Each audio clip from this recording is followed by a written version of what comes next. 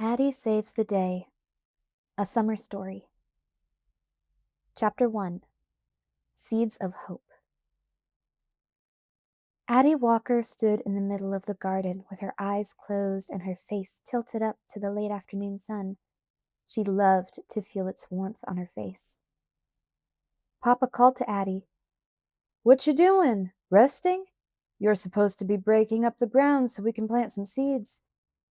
Addy smiled at Papa. "I'm trying," she said, "but it's hard, Papa." "Of course it's hard," said Mamma, who was working with a pitchfork. "Nothing good come easy." "I don't mean that kind of hard," said Addy. "I mean the ground real hard. I can't get my hoe to break through it." "Let me help you," Papa said. Addy, Mamma, and Papa were working in a large garden about a mile from their boarding house. There wasn't enough room at the boarding house for a garden, so they had rented a small plot and were planting some vegetables and a few flowers. Other people had rented plots in the large garden too. Addy watched as Papa easily broke through the surface of the ground with his shovel.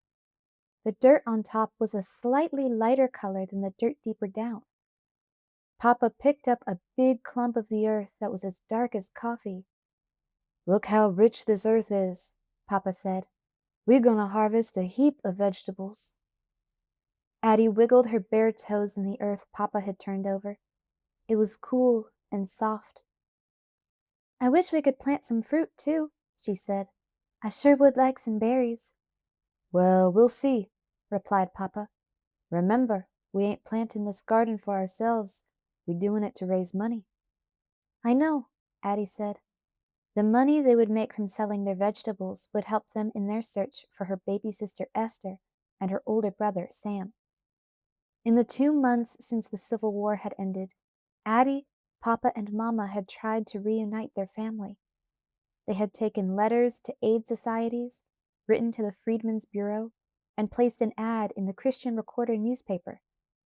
They had even sent a letter to Master Stevens's plantation, where they had been slaves, hoping that someone would read it to Auntie Lula and Uncle Solomon. But they had not received any answers or any news about Esther or Sam.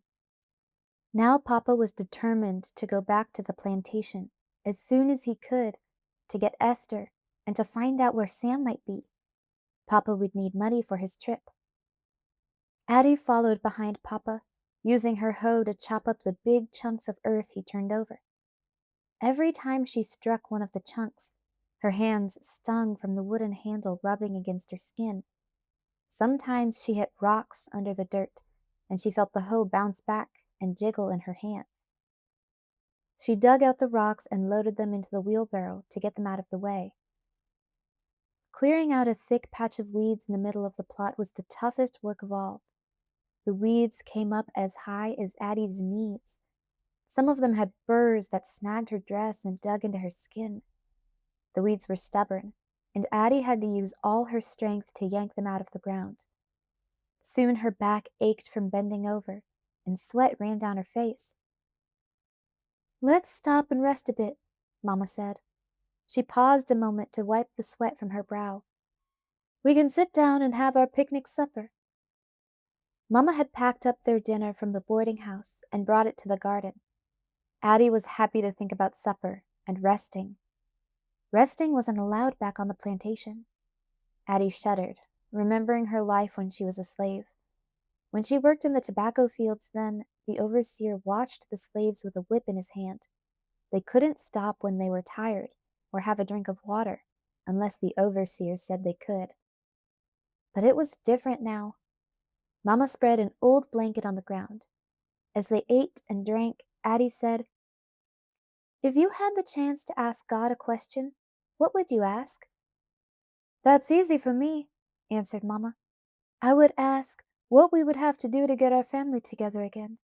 I'd ask how we can get Esther, Sam, Auntie Lula, and Uncle Solomon here, safe in Philadelphia with us." Addy turned to Papa. "What about you, Papa?" "I don't know, but I might ask how I got a daughter that asks so many questions," Papa said. He let out a loud chuckle. Mamma and Addy laughed too. Then Addy said seriously, I'd ask why there had to be slavery. There didn't have to be slavery, Mama said. People chose to have it. Folks do plenty of things they know is wrong. If it wasn't for slavery, our whole family would be together, Addie said fiercely. That's why I hate Master Stevens. You know I don't like you talking that way, Mama scolded gently. But I do hate him, Addie insisted. Everything is his fault.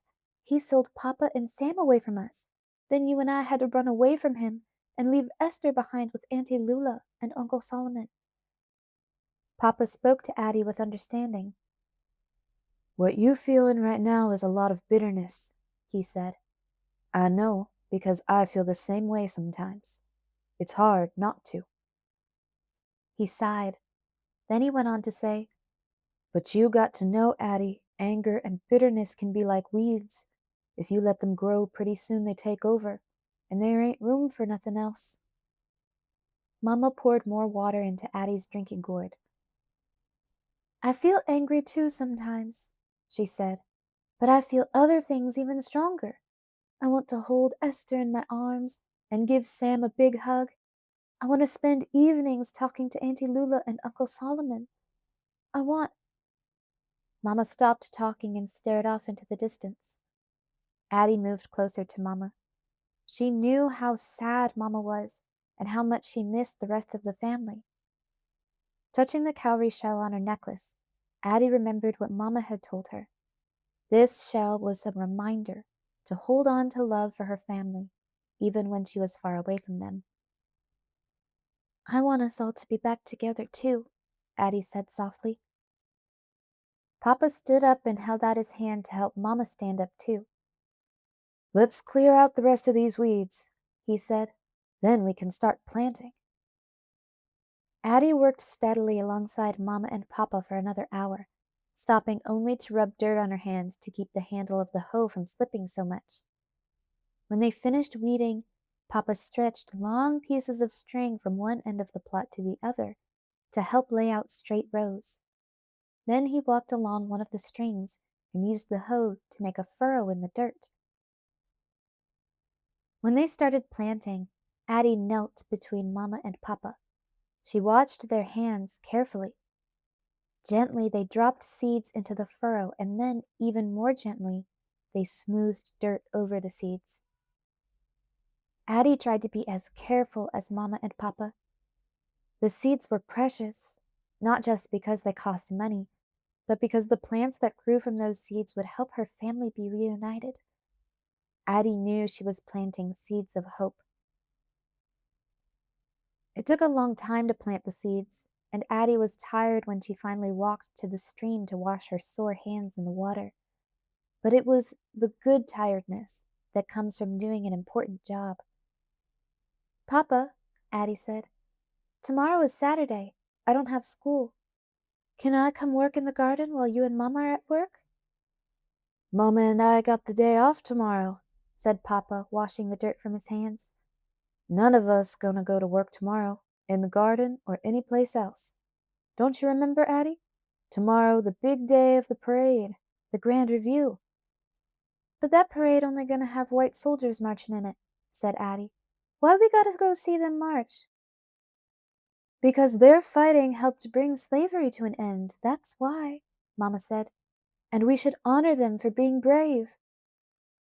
Well, I hope when the colored soldiers come home they have a parade for them, said Addie. They was brave too. If Sam ever got to be a soldier, I'm sure he was real brave. I got no doubt about that, Papa said. I ain't never known your brother to be scared of a thing. Sam is something special. He brave and smart and funny, said Addie. Remember how he was always riddling me? Riddle me this, he'd say. What's smaller than a dog, but can put a bear on the run? Papa laughed. I got a riddle for you now, he said as he gathered up the garden tools. What's big and red and sinking fast? The sun.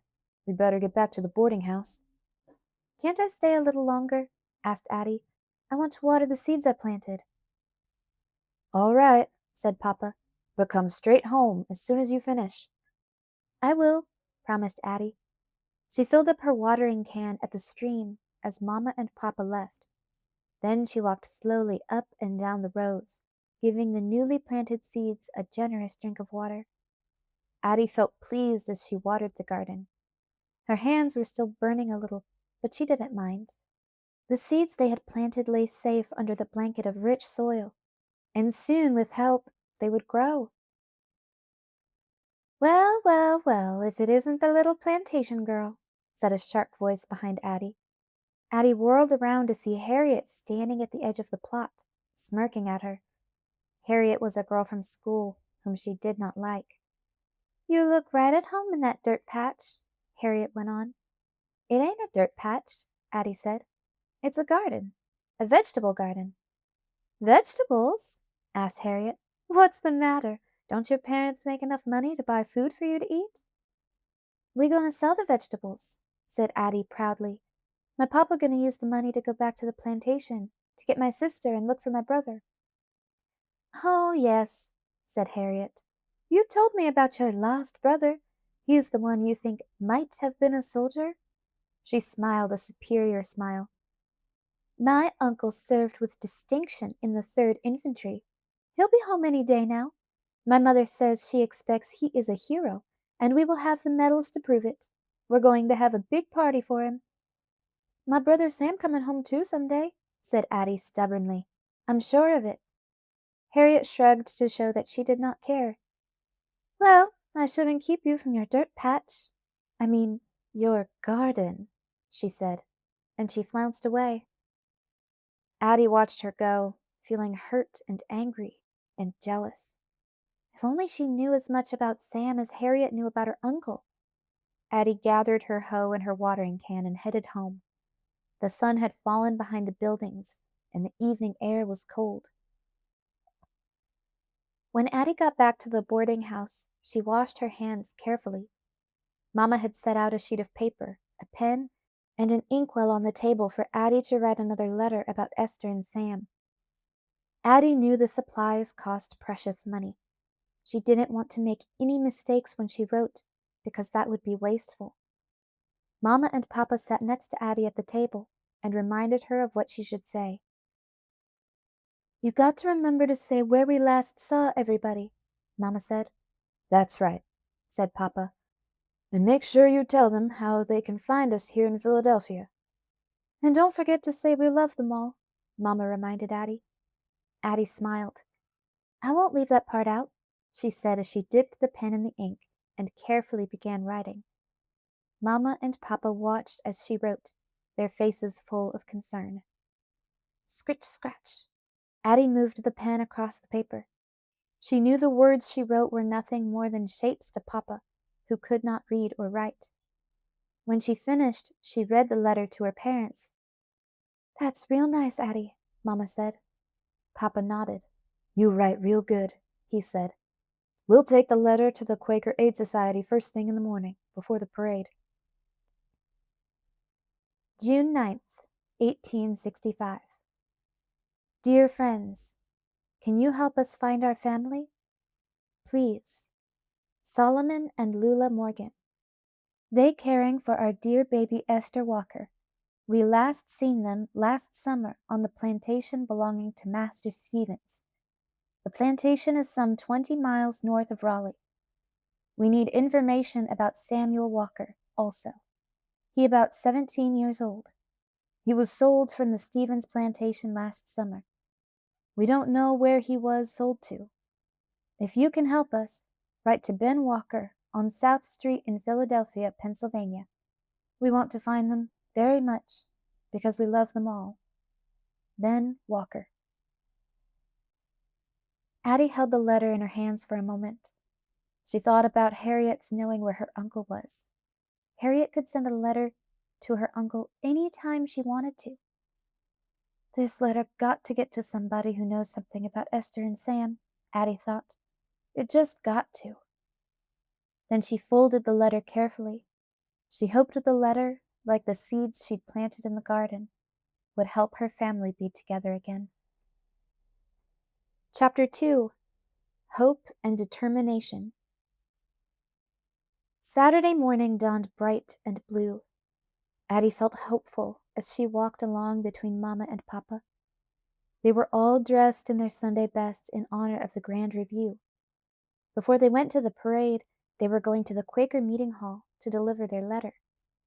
Outside the meeting hall, Poppa took off his hat and checked to be sure the letter was safe in his coat pocket.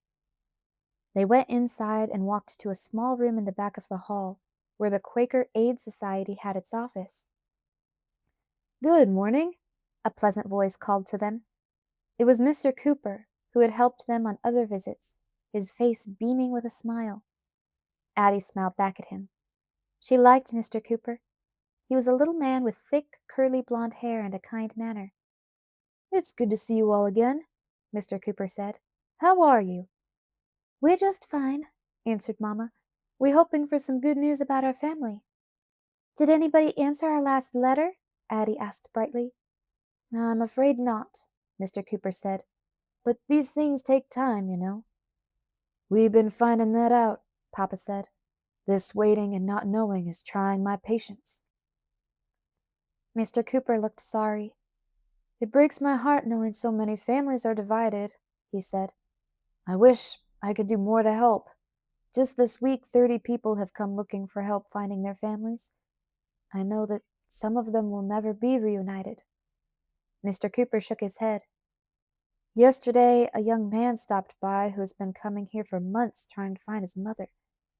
Just the day before, I had gotten word that his mother passed away, and I had to tell him that."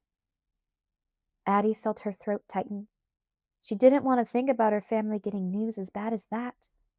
She was glad to hear Papa say in a sure voice, "I tell you what, Mr. Cooper, my family can't give up hoping.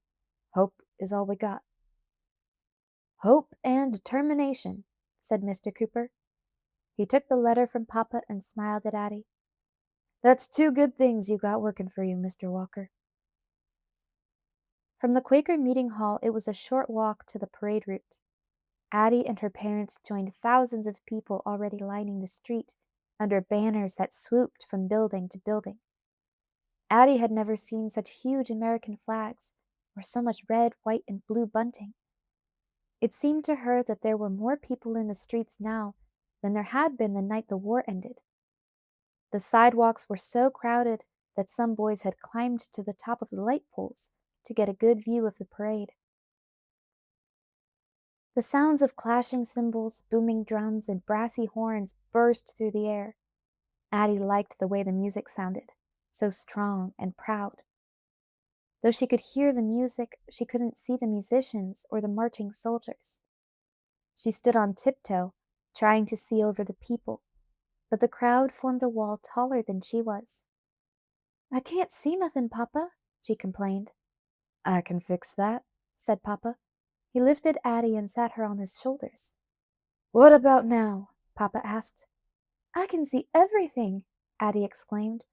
"This is the best seat." A band was just passing by. The musicians wore blue uniforms with gleaming brass buttons.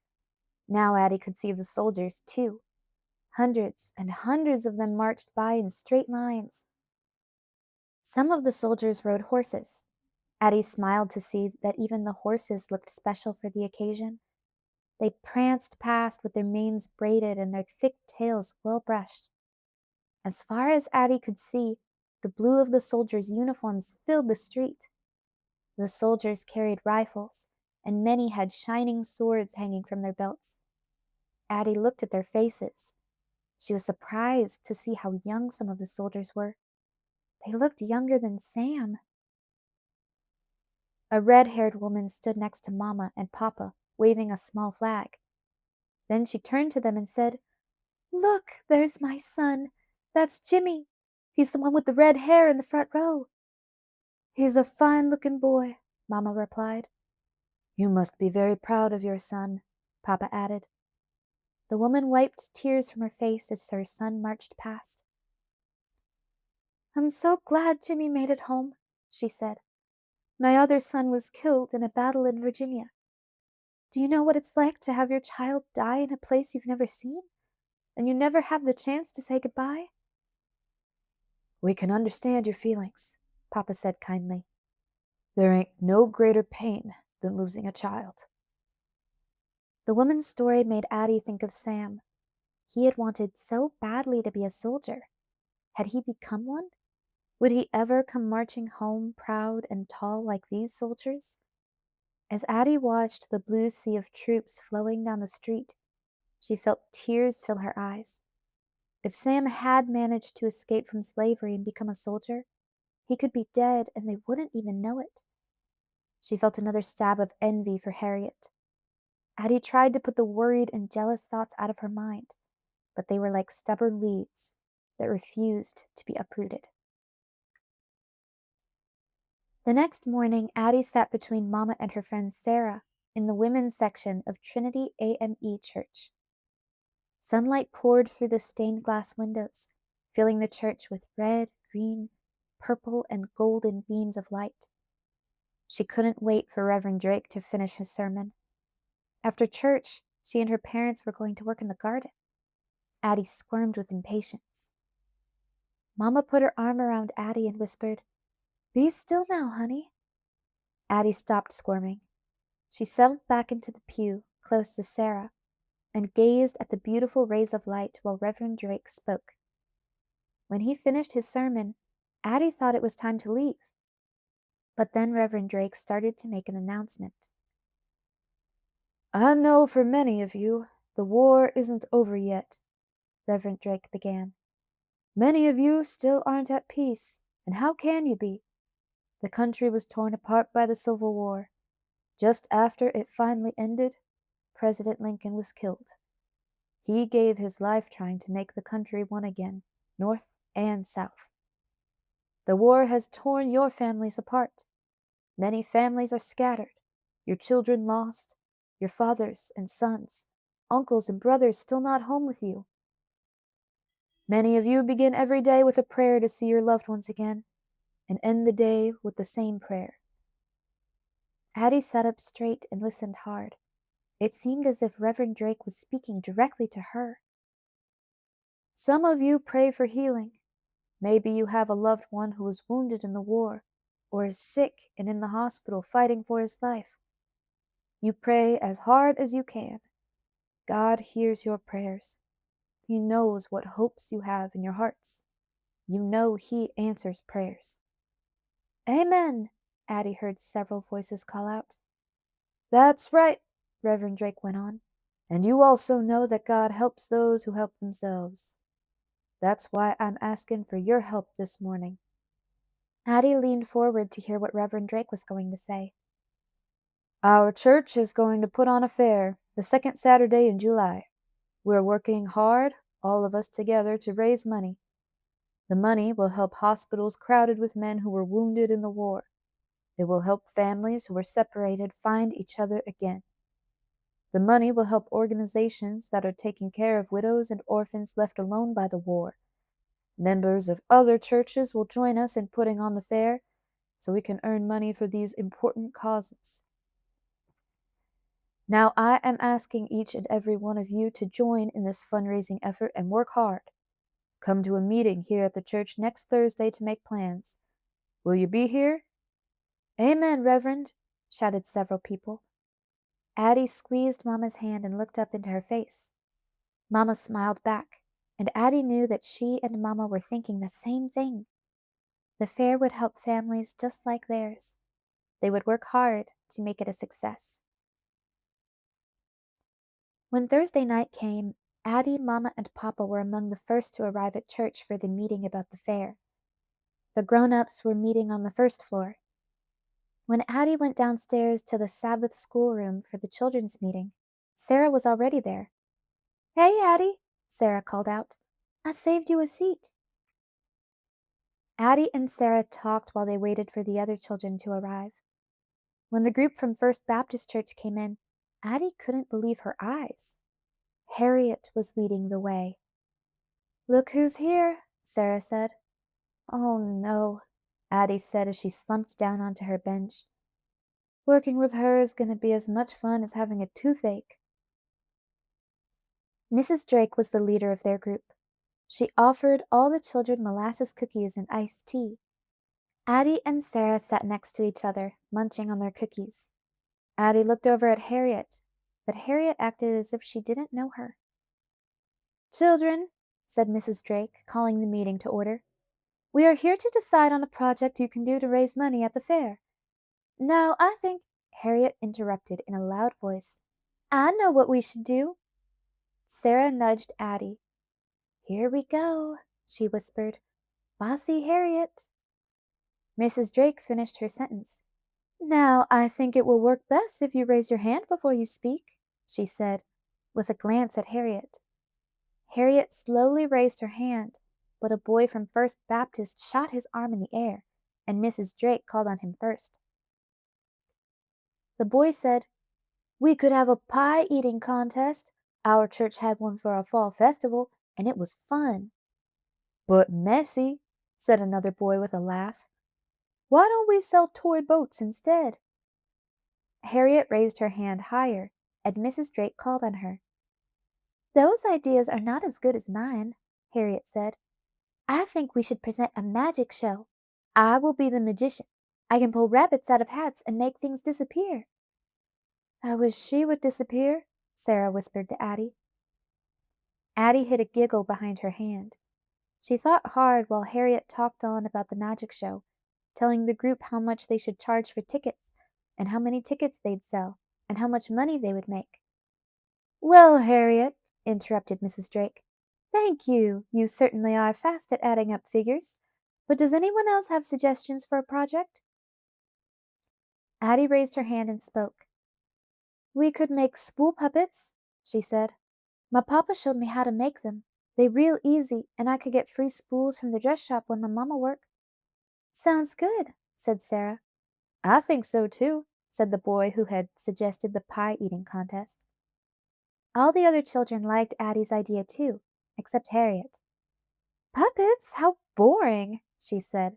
"A magic show would be much better and much more fun." "Spool puppets is lots of fun," said Addie.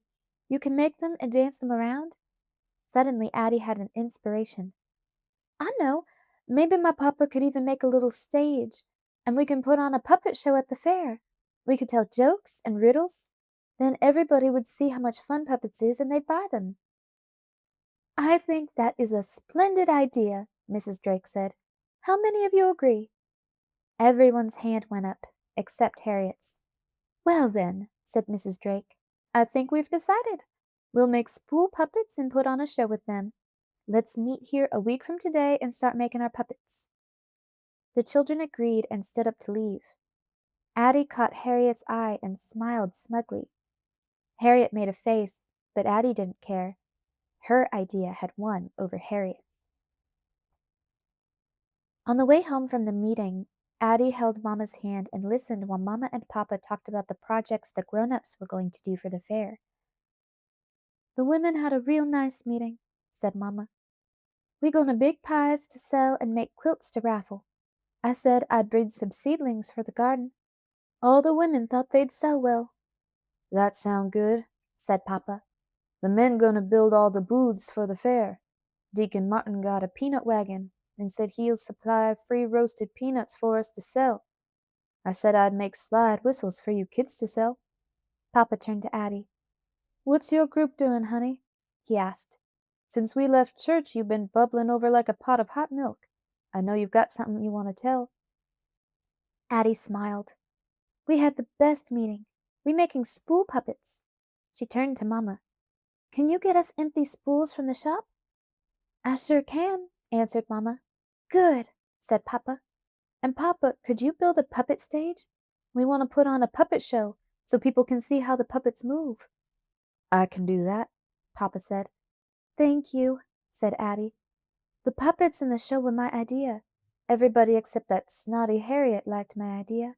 She was so jealous that my idea beat hers. When she hear you're making the slide whistles too, Papa, she gonna have another fit." Mama and Papa were quiet. Then Papa said, "You're disappointing me with that boastful pride, Addie. You know the fair ain't a contest." Addie felt a warm flush of shame spread over her face. Mamma said, I know you and Harriet hit it off like a dog and a cat, but you working together now. This is your chance to make peace with each other. I'm sorry I said what I did, Addy replied. I'm going to try harder to get along with Harriet, I promise. Mamma squeezed Addy's hand. That's all we askin', Mamma said. That night, after Addy got ready for bed, Papa said, Come here, Addy. Me and your mamma need to talk to you about something. Addy didn't like the tone of Papa's voice. It sounded as if he might have some bad news to tell. He and Mamma were sitting at the table. The lamp was lit, casting huge shadows in the room. Addy went over to them and asked in a worried voice, What's wrong? Nothing, Papa said. It's just that me and your mamma changed our plans for me to go back to the plantation to get Esther. I don't have to wait until we sell our vegetables. Reverend Drake say the church gonna give me part of the money earned at the fair to help me on my trip. So I'm going in 3 weeks, right after the fair. Addy threw her arms around Papa, almost knocking him off his chair. She kissed him on the cheek. Oh, Papa, Papa, she exclaimed. It's the best news I ever heard. She sat down on his lap. Mamma said, You know your papa been anxious to go. We figure now that we have the garden planted, you and I can take care of it and harvest the vegetables and sell them. We'll need the money while Papa's away and not working. And Papa's boss say he'll hold Papa's job for him while he's gone. Well, he ain't exactly promised me my job back, Papa said. He say if he got work when I get back, he'll take me on again. If not, I'm back where I started, looking for a carpenter job. Well, some bosses wouldn't even do that much, Mama said. Addy was excited by the idea of Papa going to get Esther, but worries began to fill her mind. Wasn't it dangerous for Papa to go back to the plantation? When Master Stevens owned them, he could do whatever he wanted to them. Wouldn't Master Stevens be angry at Papa because she and Mama had run away? Addy hugged Papa closer. Ain't you scared to go back, Papa? She asked. Ain't you scared of Master Stevens? He ain't our master no more, Papa answered, and I ain't scared of him. But I'm sure he's still got guns and whips and the mean dogs, too, Addy said, shivering. Papa drew back so Addy could see his face. Listen to me, he said.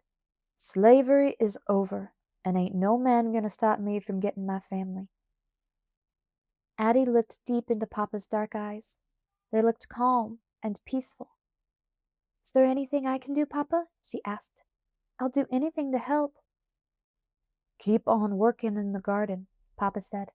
Don't let the weeds grow back. And something else, too. He held Addy close in his arms. Try not to trouble your heart with worry. Come on now, Addy, Mama said. You need to be getting to bed. Addy gave Mama and Papa goodnight kisses. They stayed at the table talking quietly as Addy said her prayers quickly, dove into bed, and snuggled under her quilt. She held her doll, Ida Bean, close to her.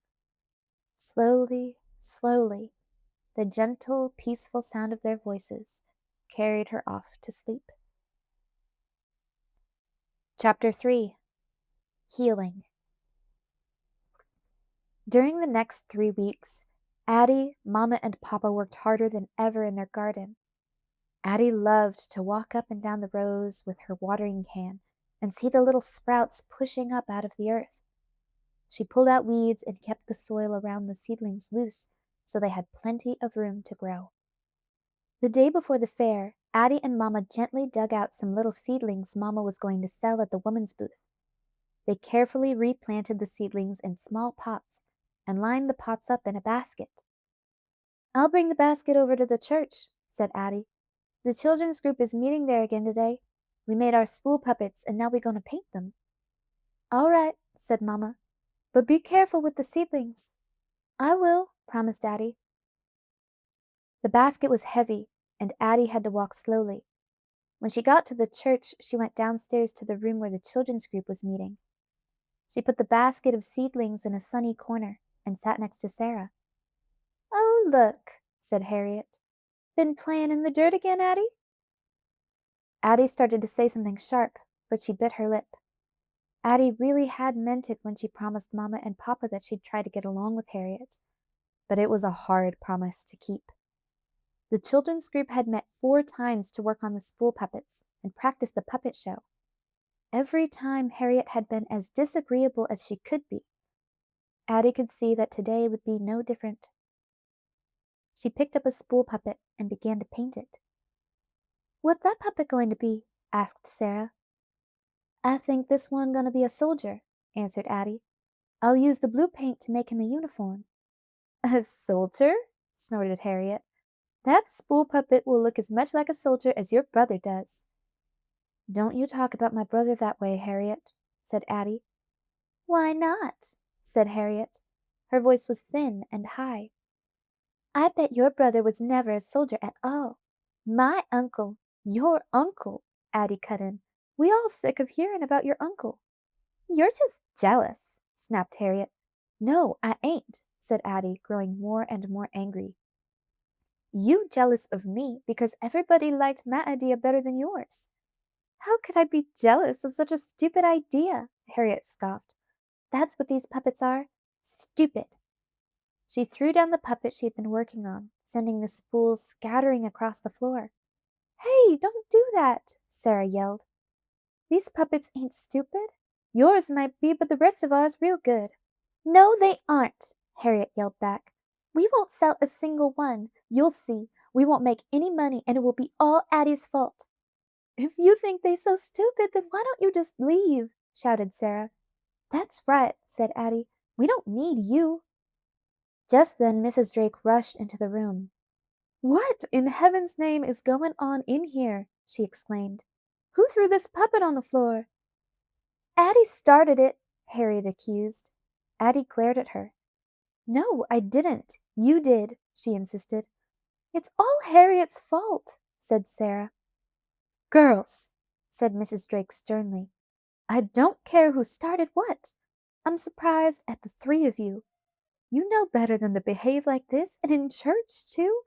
We're supposed to be working for a common purpose here." She looked at the girls and shook her head. "I am going to teach you girls a lesson. The fair is tomorrow. During the morning, I want the 3 of you to work together at the puppet stage. Just the 3 of you. I hope that will teach you how to get along. Do you understand me?" "Yes, ma'am," said Sarah, Addie, and Harriet at the same time. Harriet turned up her nose and marched back to her seat. Addie sat down next to Sarah and picked up her soldier puppet and paintbrush. But her hands were shaking so much from anger that she couldn't hold the brush steady to paint. "That Harriet," she thought. "She got a way of spoiling everything. It's gonna be terrible doing the puppet shows with her. No one can get along with her. She's just too mean." Addie dreaded working with Harriet so much she felt as if a rain cloud had cast its gloom over the fair. She was almost surprised to see the sun shining brightly the next morning, as she and Mamma and Papa walked to the park where the fair was taking place. When they arrived, Addie couldn't help feeling excited. She had never been to a fair before. She didn't know where to look first. There were pony rides, horseshoe games, and booths draped with red, white, and blue bunting. People were selling homemade preserves, donuts, and popcorn balls. Soldiers from Camp William Penn were laughing together and trying to win prizes at the ring toss. Addie could smell fish being fried and chicken being barbecued. Women were setting out loaves of bread and cakes decorated with light clouds of frosting. Nearby, some men were churning ice cream. Addie counted 10 freezers. A group of women was slicing lemons and stirring up huge pitchers of lemonade. Addie's mouth was starting to water. "I'm gonna find Reverend Drake and see what he need me to do," Papa said. "Now, I know you really here to work, Addie, but take these." He handed Addie 3 shining pennies. "Don't forget to have a little fun." "Oh, thank you, Papa," Addie said. She knotted the coins in her handkerchief. 3 whole cents to spend as she pleased. How would she ever decide what to spend them on? "Come over here, Addie," Mama said. "I want to show you where I'm going to be." She led Addie to a group of booths. In one, women had hung brightly colored quilts they were going to raffle. In others, they had set out pies, cherry, raisin, apple, and sweet potato, to sell. "Oh, Mrs. Walker," exclaimed a woman at one of the booths, "I'm so sorry. I forgot to bring your seedlings over from the church." "Mama, I'll run back and get them," offered Addie. "I know where they at." "All right," said Mama. "You go on and get them, and be careful." Addie hurried back to the church and ran down the stairs to the Sabbath schoolroom. The seedlings were waiting for her in the sunny corner where she'd left them just the day before. Just as she bent over to pick up the basket, she heard a funny sound. It sounded as if someone were crying, and crying hard. Addie put the basket down and looked around. The room was empty. No one was there, and yet she was sure she heard the sound of crying. Addie tiptoed over to the door of the broom closet and opened it slowly. She looked inside and gasped. There, huddled in a corner, was Harriet. She was crying as if her heart were broken. Her face was hidden in her hands. "Harriet," said Addie, surprised. What you doing here? What's the matter?" Harriet didn't answer. She just sobbed. Addie took a step closer. "You want me to get Mrs. Drake?" she asked. "You sick or something?" Harriet shook her head, still sobbing. Addie didn't know what to say. She could hardly believe that this was Harriet. Harriet, who was always so haughty. "Please, Harriet," said Addie, "tell me what's the matter." Without lifting her face, Harriet blurted out, "It's my uncle. He's dead." Addie felt as if someone had hit her in the stomach. "What?" she said, shocked. "Your uncle, the one who—" She couldn't finish the sentence. Her dislike of Harriet started to drain away. She understood that Harriet was a girl just like she was, whose family had suffered terribly because of the war. "Oh, Harriet," Addie said with a sigh as she sank to her knees. She reached out her hand and gently touched Harriet's shoulder. "I'm so sorry," she said. "I truly am. I know you loved your uncle. I know you were proud of him." Harriet lifted her eyes to meet Addie's. "He's dead," she whispered, as if she could not believe it. "I'll never see him again." She hid her face in her hands and cried bitterly. For a while, Addie just sat there, saying nothing. Finally, when Harriet was crying more softly, Addie said, "I'm sorry if I was mean about him yesterday." "It doesn't matter," said Harriet. "Nothing matters. I know all of you hate me anyway." "No, we don't," said Addie. "We don't hate you. Now, you and me ain't tried very hard to get along. We both been hateful and jealous, and I guess we ain't never really gave each other a chance. But it ain't too late to change. I'm sorry. I hope you believe me." Harriet nodded. She wiped her wet face on the sleeve of her dress. I, I'm sorry too," she said. "I was mean to you. I don't blame you for not wanting me around." "But we do want you," said Addie. "We need you. It's just like Reverend Drake said, we got to work together. We got to help each other. I know you're feeling bad, but will you come with me to the fair? You might feel better." When Harriet didn't answer, Addie went on. "Sarah and me can do the puppet show without you if you too shook up to come," she said. "But I sure hope you will come." She looked Harriet in the eye and said kindly, "Nobody else can add up money as quick as you. Will you come and take charge of the money box?" Harriet took a deep breath. "I'll come," she said. "Good," said Addie. She stood up and led Harriet into the sunny room.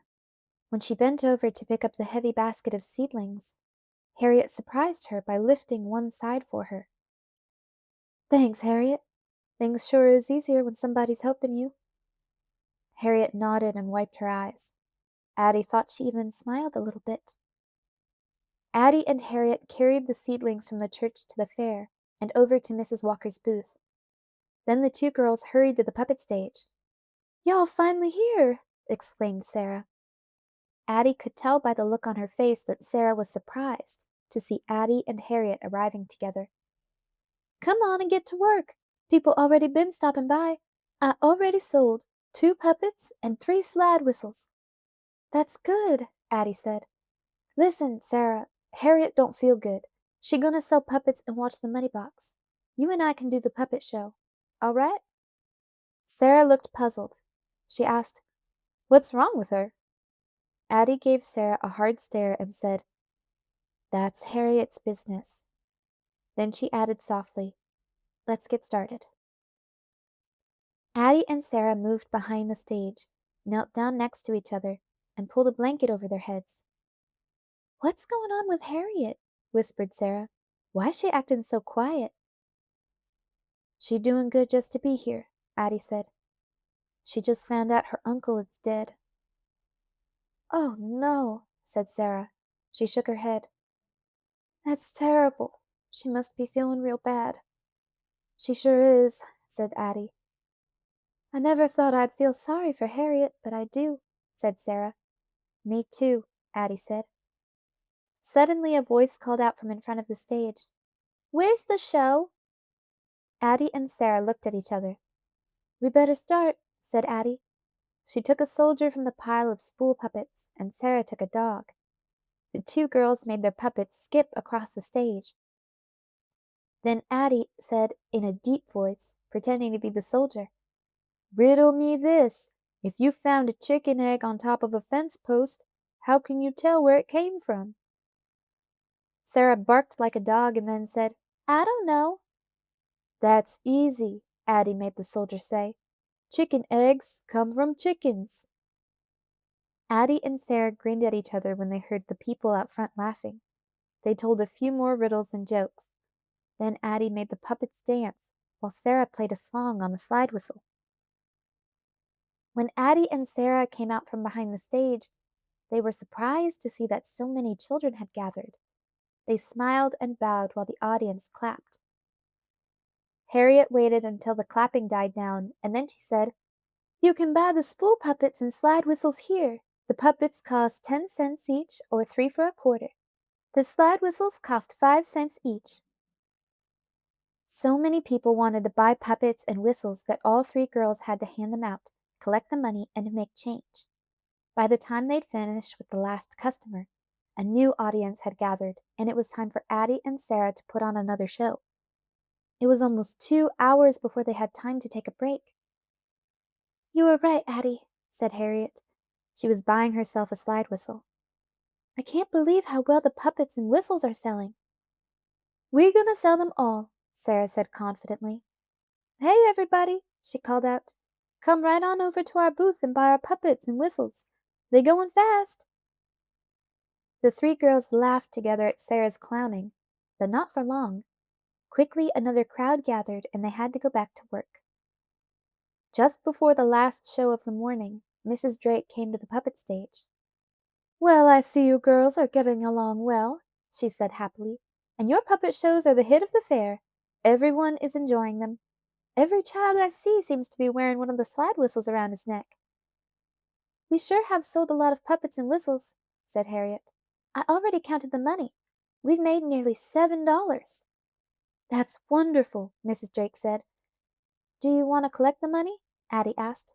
"Not yet," said Mrs. Drake. "I'll come back in a while." "Don't wait too long," Sarah joked, "or the money box gonna overflow." As Mrs. Drake and the girls laughed, Addie noticed a tall older girl standing at the puppet stage. She was wearing a blue dress with a blue sash.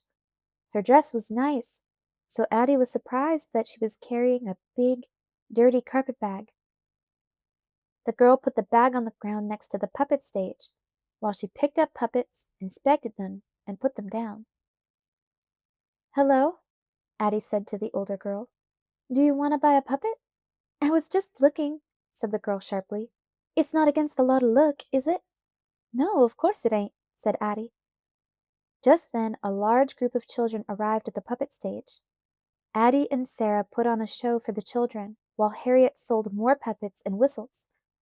After the children left, when Addie was selling a puppet to a soldier, she saw the older girl still lingering near the puppet stage. Then she seemed to vanish into the crowd. When Addie turned to put the soldier's money in the money box, she couldn't find the box. She looked on the ground behind the stage, beneath the box of puppets, and next to the box of slide whistles. "What you looking for?" asked Sarah. "The money box," Addie said in a worried voice. "Where is it?" "Isn't it behind the stage?" asked Harriet. "No, it ain't!" exclaimed Sarah, looking around frantically. "It's gone!" "Oh no!" groaned Harriet. "All our money! Somebody must have stolen it!" Suddenly Addie knew exactly what had happened. "It was that tall girl," she said quickly. "The one with the bag. I just know she's the one who stole the money. Sarah, go tell Reverend Drake. Come on, Harriet, let's catch her." Chapter 4. All for One. Addie and Harriet ran as fast as they could through the crowded fair. Past the women's booths, past the pony rides, past the games they ran, nearly colliding with a group of soldiers who were pitching horseshoes. Addie's heart was beating very fast. She kept running and searching all around her for the girl with the carpet bag. "Addie," she heard Harriet gasp behind her. "I can't keep up with you." Addie stopped and turned. "Let's split up," she panted. "We both got whistles. Blow yours 3 times if you see the girl, and I'll do the same." Harriet nodded, and Addie ran off again. Addie thought about trying to find Mrs. Drake and ask for help, but decided it would waste time. She had to keep running. Suddenly, up ahead of her, Addie saw a group of girls walking along. One girl wore a blue dress. Addie tore over to the girls, ready to blow her whistle and call Harriet. But when Addie tapped the girl in the blue dress on the arm, and the girl turned around, she realized it wasn't the one who had been at the puppet stage. "Sorry," Addie said breathlessly. "I thought you was somebody else." She paused for a moment, unsure where to run next. She felt desperate. The older girl could be far away by now. Addie was about to take off running again when she heard a whistle blowing. 1, 2, 3 times. 1, 2, 3 times. "It's Harriet," Addie thought. "She found the girl." Addie ran toward the sound of the whistle. Out of the corner of her eye, Addie saw the girl running past the women's booths, clutching the carpet bag close to her. Harriet was right behind her. Addie joined the chase, her arms and legs pumping hard, her heart pounding, and her whistle bouncing against her chest. Harriet was closing in fast on the girl, when suddenly, slam! The older girl turned and swung the bag with all her might, knocking Harriet down with a sickening thud. Addie heard Harriet cry out in pain. Addie raced to see if she was hurt, but Harriet yelled, "Go, Addie! Don't let her get away!" 2 women rushed to Harriet to help her, so Addie continued the chase. "Stop that girl!" Addie yelled, pointing at the tall girl. "Stop her! She a thief!" The girl made a quick turn past the food booths. Addie took a shortcut, jumping over the row of ice cream freezers. She caught up with the girl as she came streaking past the freezers. Addie reached out, grabbed the handle of the carpet bag, and held on with all her strength. Just at that moment, Reverend Drake and 2 other men rushed toward Addie and the girl. The tall girl let go of the bag, sending Addie crashing to the ground. Then the girl took off, disappearing into the crowd. Addie was still holding onto the handle of the carpet bag for all she was worth when Reverend Drake helped her stand up. "Are you all right, Addie?" he asked. Sarah and Harriet pushed through the crowd in time to hear Addie answer, "I'm fine, Reverend." Her dress was torn at the hem and one knee was bruised, but no serious harm was done. The 3 girls smiled at each other. "I'm glad that girl ain't hurt y'all," said Sarah. "And I'm glad you got the bag, Addie." Harriet didn't say anything, but she reached out and gave Addie a quick hug. "Sarah told me about the theft," said Reverend Drake. "We've been following you, but you were running so fast we couldn't catch up with you." "I had to catch her," Addie explained, still out of breath. "I couldn't let her get away with the money." Not after we worked so hard. With great relief, Addie handed the carpet bag to Reverend Drake. I think the money box is in here, she said. Reverend Drake opened the carpet bag. Everyone in the crowd gasped when he pulled out 3 money boxes. Why, there must be $50 in these boxes, said Reverend Drake. If you girls hadn't stopped her, there's no telling how many boxes she could have taken. It was really Addie who saved the day, said Harriet, with her quick thinking. And her quick running, added Sarah. No, Addie said. It was all of us working together.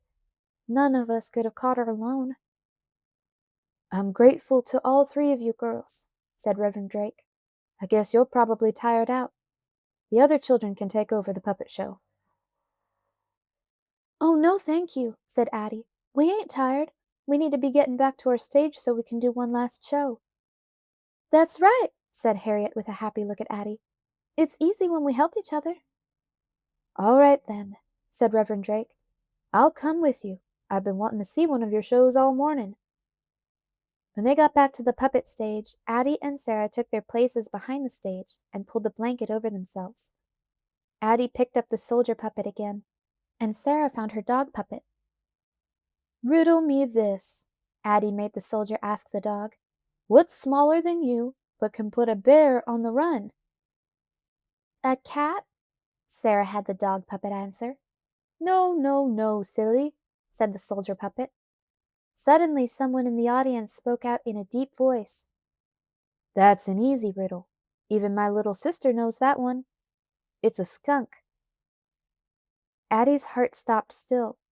She threw off the blanket, popped up from behind the stage, and looked straight into the face of a soldier who looked just like Papa. But it wasn't Papa. Addie? The soldier cried. Sam? Gasped Addie, not trusting her eyes. Sam, it is you! She ran out from behind the booth and threw her arms around him. Sarah, Harriet, and Reverend Drake watched. Oh, Sam, I can't hardly believe you're here, said Addie. She pulled back to get a good look at Sam, and it was then she realized that Sam was missing an arm. Gently, Addie touched the empty sleeve that was pinned to his shoulder, and then turned a sad face up to Sam. Don't cry, Sam said. His voice was much deeper than it had been the last time Addie had seen him. I'm fine. I lost my arm in a battle, but I'm here. I'm telling you, I'm lucky to be here. I just got to Philadelphia yesterday, and now everything gonna be all right. Addie, now that I found you, everything gonna be all right. Addie laughed and smiled up at her brother through her tears. You found me? She teased. We've been looking for you for so long, Sam. She stopped and gave Sam another hug, too happy to talk. Come on, she finally said. Let's go find Momma and Poppa. Addie skipped next to Sam as if she were in a happy dream. Riddle me this, Sam, she said. What holds a family together so tight that nothing can pull it apart? I give up, said Sam with a smile. It's easy, said Addie, looking up at her brother with pride. It's love,